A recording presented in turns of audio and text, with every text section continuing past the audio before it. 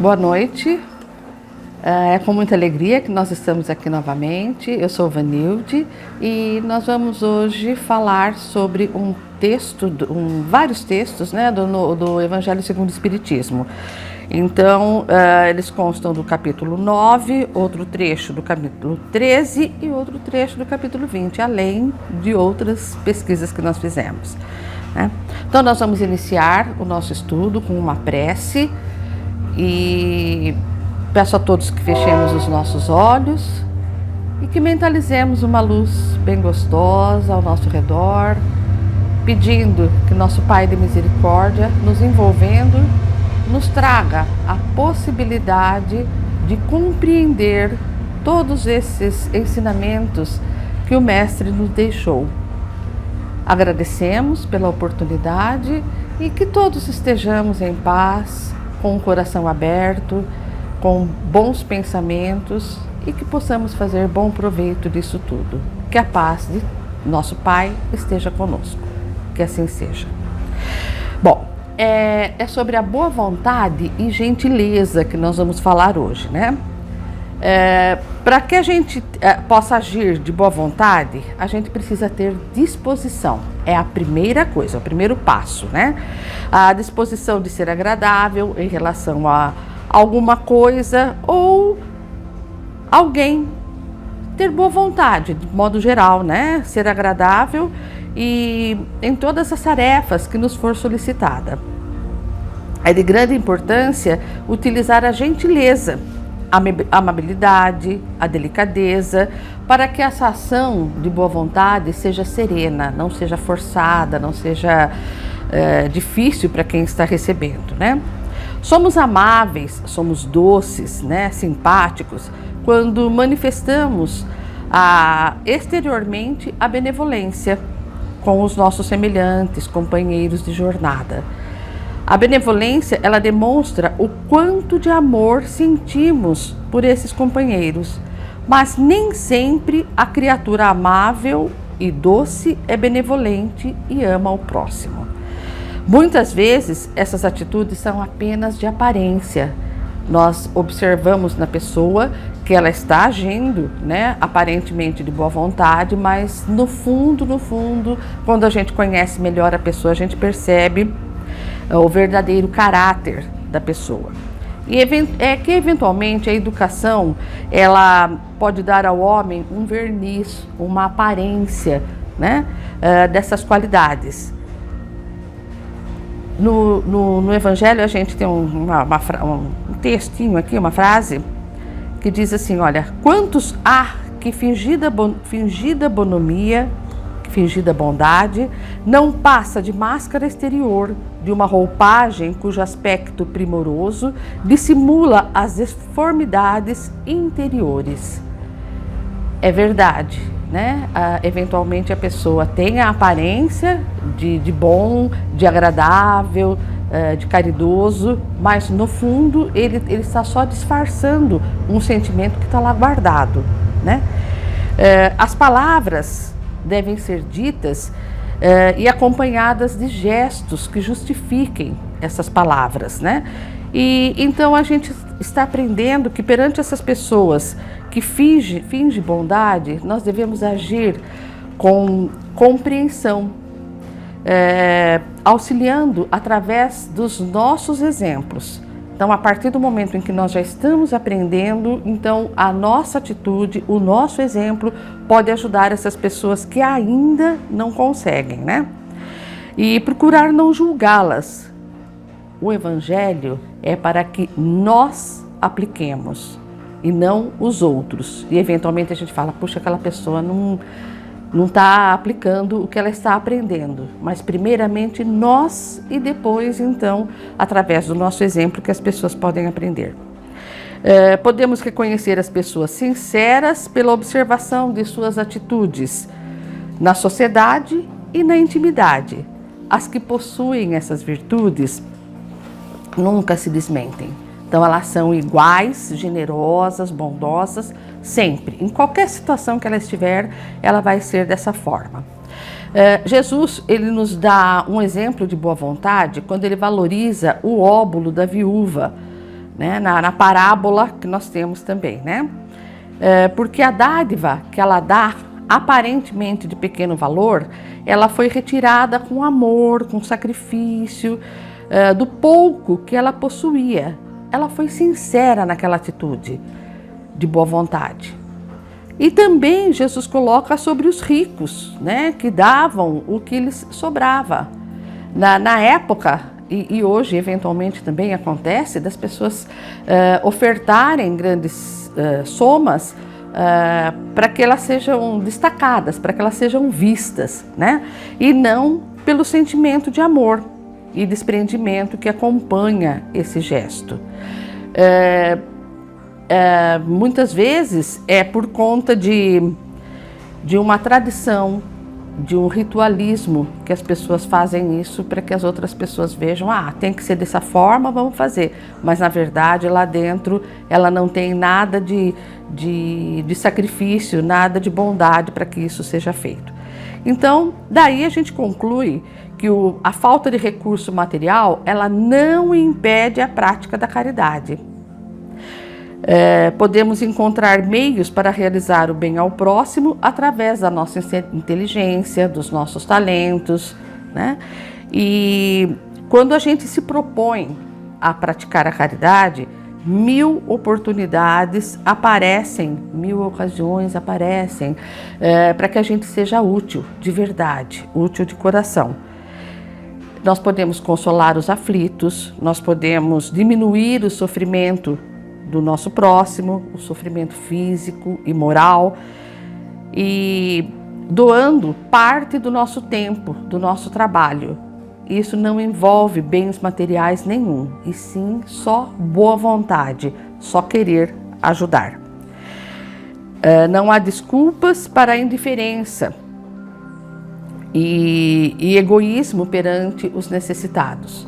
Muitas vezes a pessoa fala, eu não ajudo, eu não faço nada, porque eu não posso, eu sou pobre e tudo mais. Mas pode sim.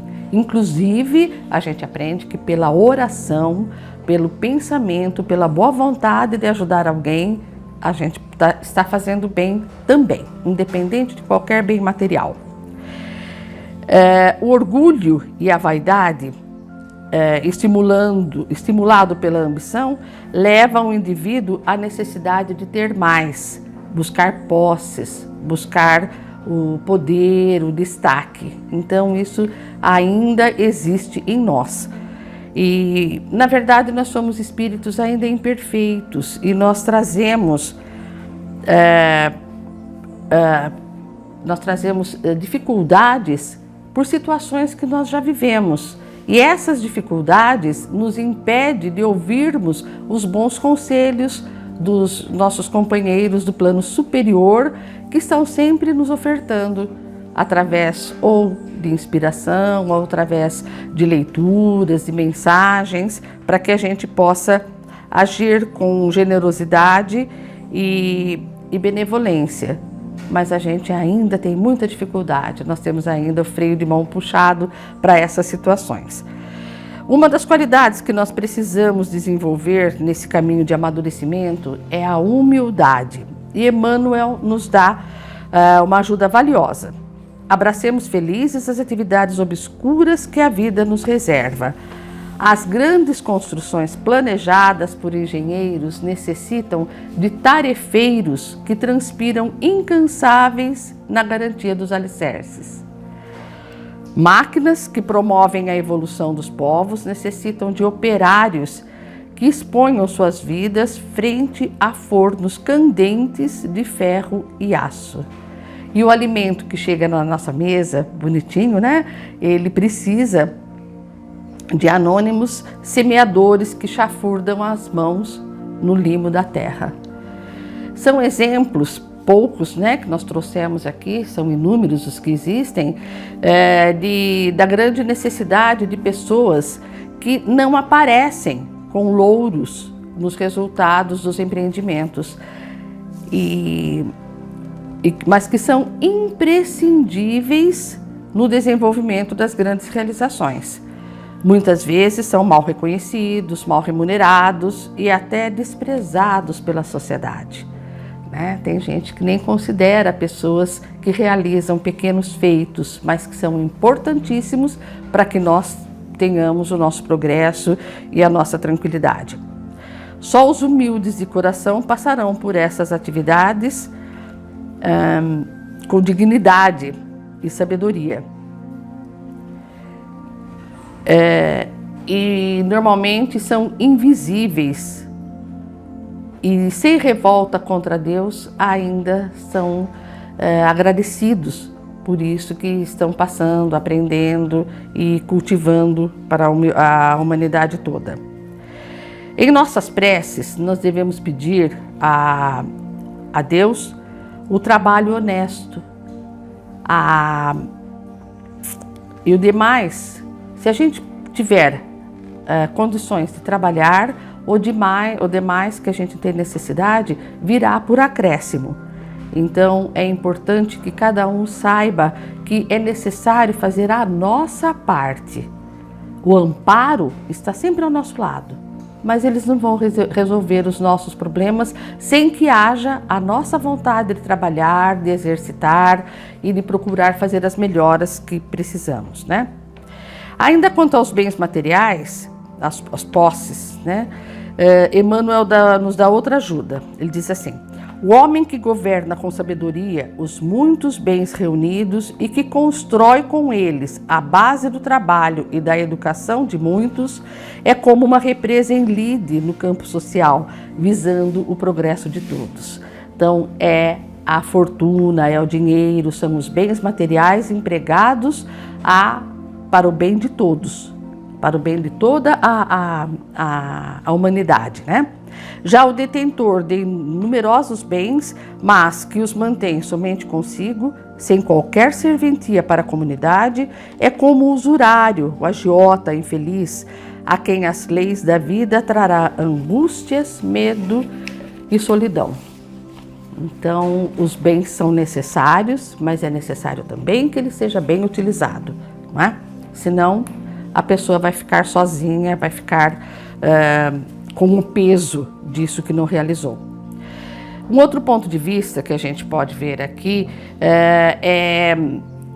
está em relação com a boa vontade e gentileza, é o texto dos trabalhadores da última hora, uma parábola, né, de Jesus também. Por inúmeras reencarnações, nós fomos chamados ao trabalho de aprimoramento ao bem, na substituição do homem novo pelo despojamento do homem velho, como disse Paulo, né? Nos tornando novas criaturas, renascendo de novo, não só na carne, mas também no espírito, nascer pela modificação de ideias novas e abertura para as novas verdades. Então, porque a gente aprendeu de determinada forma, porque no antigo texto tinha determinadas solicitações, determinações, mas nós precisamos então nos renovar, renascendo na carne e renascendo também no espírito, com essa boa vontade de nos melhorar e ajudar os que estão ao nosso redor a crescer também, né? Porém, por muito tempo, seguimos por caminhos tortuosos, atalhos perigosos, mas mesmo assim tivemos novas oportunidades, novos chamados. A providência divina não cansa de nos chamar, de nos tentar trazer para o nosso crescimento, né? Alguns atenderam de pronto o chamamento e se esforçaram e encurtaram o caminho, mas a maioria não se esforçou.